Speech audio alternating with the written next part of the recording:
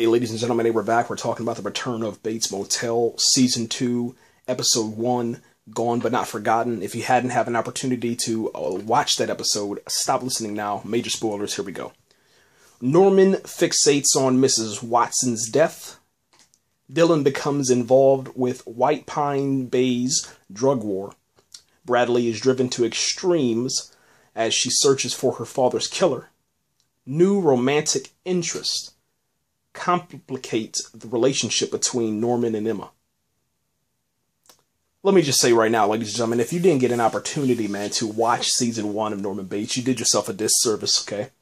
I don't understand the reasoning why we're talking about the Bates Motel. We're talking about an amazing American experience, man. It's based off of some really interesting movies from back in the day, and there's no reason why you should not enjoy this series. As a fan of the show, I am absolutely thrilled. I'm absolutely thrilled, man, for the return of this, man. First off, man, they returned on March 3rd, 2014, my birthday, and I'm absolutely blown away by it because it was the perfect birthday ever. Especially when A&E TV delivers you your show, okay? There's nothing to say but, hey, thank you. All right, happy birthday to me, happy birthday to me. Yeah, Season 2 of Bates Motel premieres on A&E. Yeah, there we go, all right? Tonight's episode, man, picked up exactly where Season 1 finale, the Season 1 finale left off at. And you get thrown right back into the world of Norman Bates and Norma Bates in such a way, man, that ended the first episode of Season 2 in such a way that was just mind-blowing. Like, I don't even really understand, you know, what happened, because during the previews and, you know, tracking this entire Season 2 premiere, you know, I kind of figured that I knew everything about this series. I thought that I knew every single thing about it, man, but boy was I wrong, man. Boy was I wrong, okay? The episode begins, man, with Norman sleeping in bed. Norma Bates gets a phone call on their house phone, and it's from Norman Bates' school. The principal has an automated message that is kind of explaining to the parents of the children that attend Norman's school that the death of Miss Watson is now a reality, and that school will be canceled Monday. There will be a funeral service, etc., etc. Norma informs Norman, who, man, I'm telling you, this actor, man, I gotta just give it up to him, man. Freddie, man, Highmore. He does another perfect job, man, inside of this Norman Bates character, because he plays the role. You know, I don't know what happened. You know, and Norma's sitting there, she's trying to ask him, you know, Norman, didn't you tell me that you were at Miss Watson's house, or did you see her? What happened there? I don't know, Mother. I don't know. I don't know what happened there. And you're sitting there, you know, like nervous, because first off, you know, you want Norman to be innocent. You want Norman to survive. But then again, you don't want Norman to hurt Norma, and you want Norma to be normal, but they're not. This whole entire family is just crazy. It's insane. That's what it is. Anyway, Norma lets him know about Miss Watson, you know, then Norman reacts. And then all of a sudden, man, the scene cuts, and then we cut over to Bradley, who's driving, let's just say it, like 95 miles per hour on this little dirt road, heading towards a bridge. She stops the car. She's drinking and driving. She has no seatbelt on. Before she stops the car, she almost runs head on into this truck. She swerves out the way, drives to the bridge, stops the car, gets on the top of the bridge, and jumps off. She jumps off the bridge, man, like, yeah, and all of a sudden, like, I thought she was dead. I'm not gonna sit here and lie. I thought that she was dead. Absolutely, man.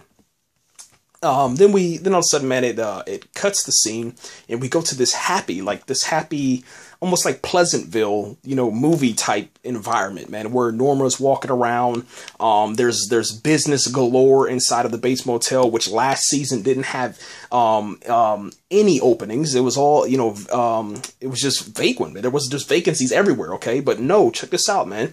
Everyone is using the Bates Motel, man. It's popular. It's booked forever, I guess you can say, man. There are no openings. There's no vacancies. And life is good. Life is good, man. We finally get a chance to see Emma, and she's working happily still at the Bates Motel, which is kind of cool to see, man. She's working alongside Norma and surprisingly Norman. And she's not high, from what I can understand from last season. She's not high. And what happens, we cut the scene again, and then it goes down into the basement of the house of, and into like, I don't know if you want to call it like a crypt or like this, I don't even really know what to like a dungeon room, and it has it has Norman Bates down in the dungeon working on stuffing animals. Like, he's deep into his craft now, man, and it is kind of sickening, man, because they got owls, foxes, Juno's down there, the dog, and he's been down there for a very long time, man. It's about 4 months. It's about 4 months since the death of Miss Watson. And let me kind of back up just a little bit. Before you go to the happy scene, they showed Norman and Norma and Emma and pretty much the rest of the town, including Dylan and Sheriff Romero at the cemetery burying Miss Watson. And then that kind of closed the door, and then we went to the happy scene. Then we fast forwarded 4 months, and it went to the happy scene. And Norman, while he's at the funeral, he's crying like ballistic. He's like, and he's like the loudest one crying for some reason. But I mean, well, we know the reason. Well, actually, we don't. Hold on, I'll get to that. We really don't know the reason, okay? But it's okay. It's okay. Anyway, man. Norma goes downstairs to get Norman to kind of help out with the hotel. With the hotel jobs, man, because Emma's getting, pretty much just worn out because there's just so much stuff going on inside the hotel with so much business, okay?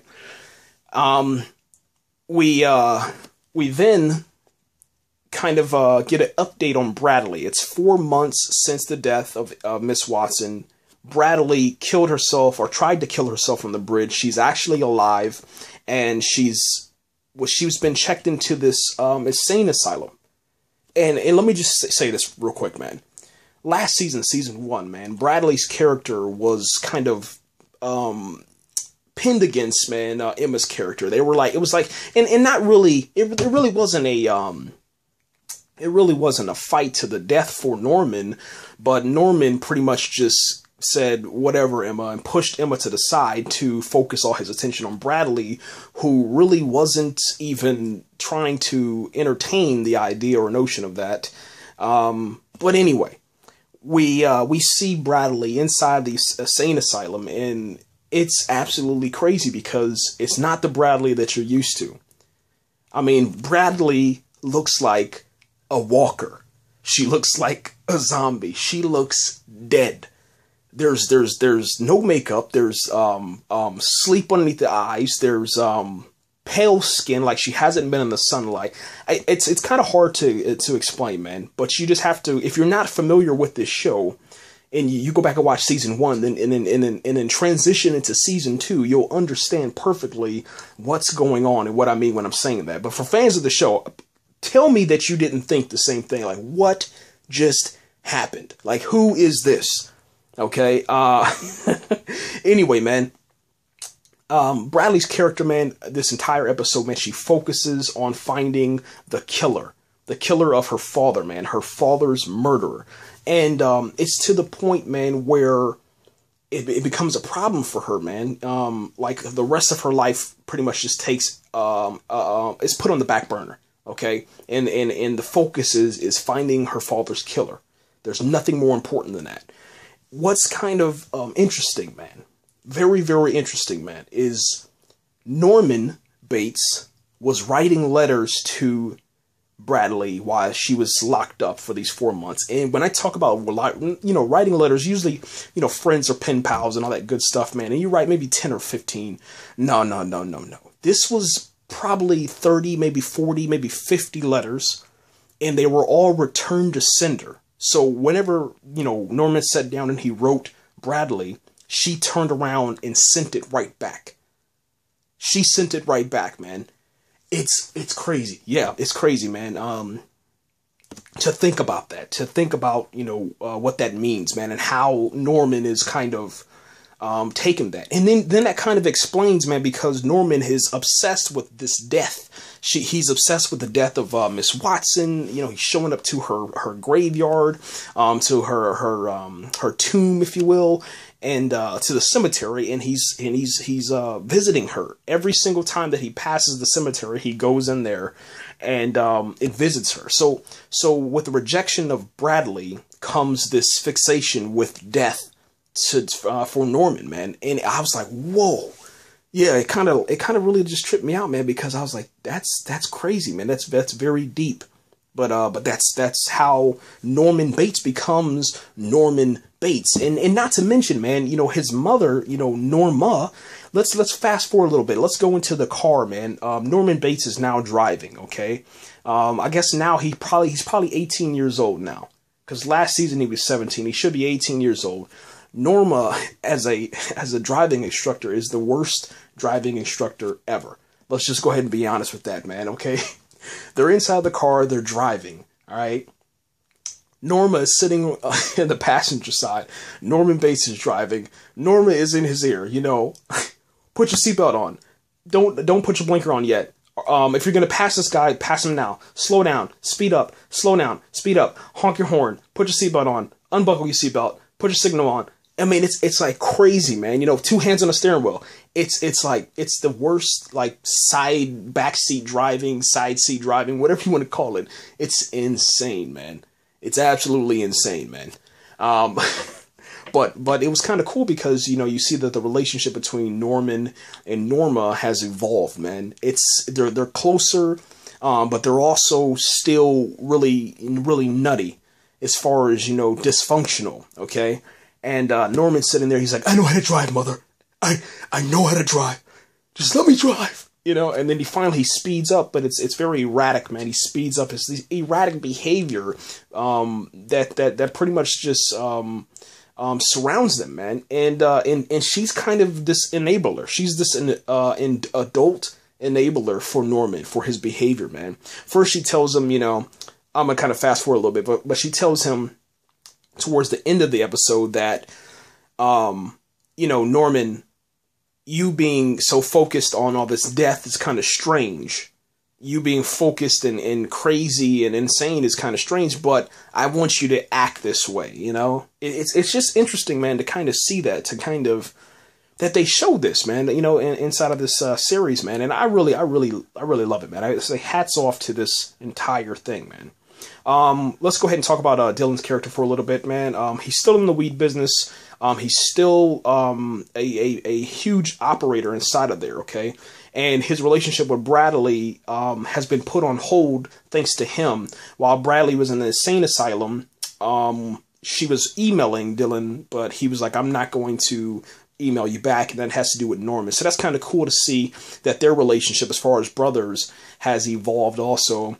And I also think that, with Dylan deciding to ignore Bradley, that's what kind of drove her insane too, because if you remember in season 1, it was Dylan who kind of, how do you want to say it?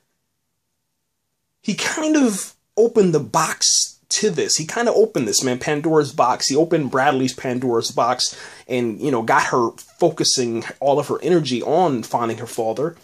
But he also was this calming mechanism to her because he's like this bad guy. She kind of felt protected. Well, now that he has rejected her, she no longer feels, protected, and now she's rejecting that relationship. She even said inside of the episode tonight, she was like, whatever. So you can't return my emails? And he's like, what's my choice? It was because of Norman. She was like, yeah, whatever. And after that, she went on to what she did towards the end of the episode, which we'll get into. let me go over towards let me go over towards Bradley, man, real quick, man. Let me go over towards Bradley. I'm sorry, man, guys, I'm getting a little confused, man. Hold on one second. Okay, we're back. Hey, sorry about that. Yeah, I totally forgot what I was talking about, man, but don't disregard that.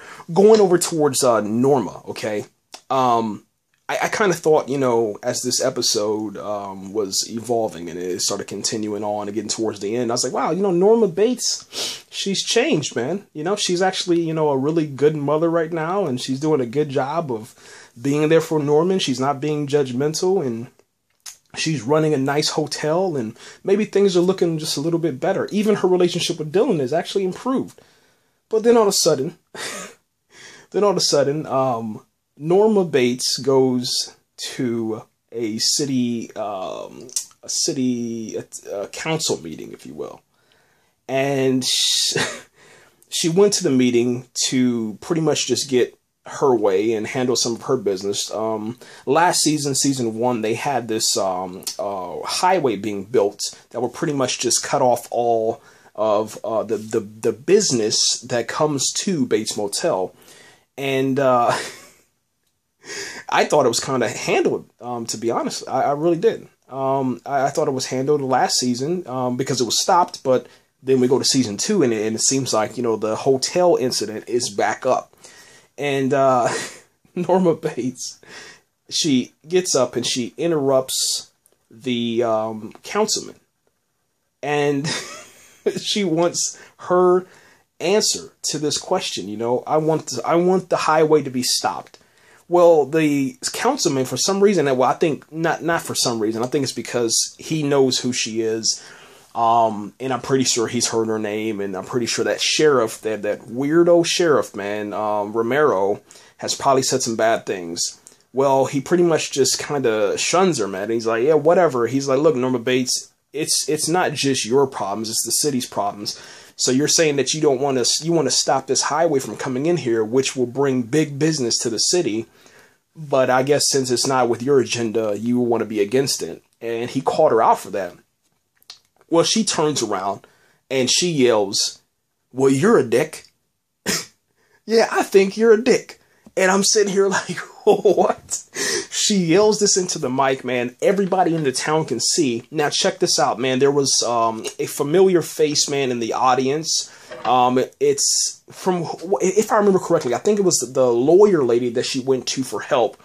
And also, I think there was somebody else besides her on the other side of the aisle, that looked like a news reporter. If I'm thinking that correctly, but I'm pretty sure I identified that lawyer lady. And the lawyer lady's just looking like, oh my gosh, I can't believe you just said that. So here's my thing. The councilman, this new character that we got introduced to, because he had about a good minute to 2 minutes on screen time. And it wasn't just like, just wasting time on screen. He had a purpose, and they actually showed you his name. So now we understand that is a character for, that's a real character for this show now. So that's who Norma Bates is probably going to be going against. And he'll probably play a major role or a minor role later on, especially with this highway situation. She calls him out. She pretty much just exposed the whole entire town for selling illegal drugs, for doing illegal activities, and she pretty much just risked her life because she says, I'll expose you. I'm pretty sure somebody wants to hear me talk about this.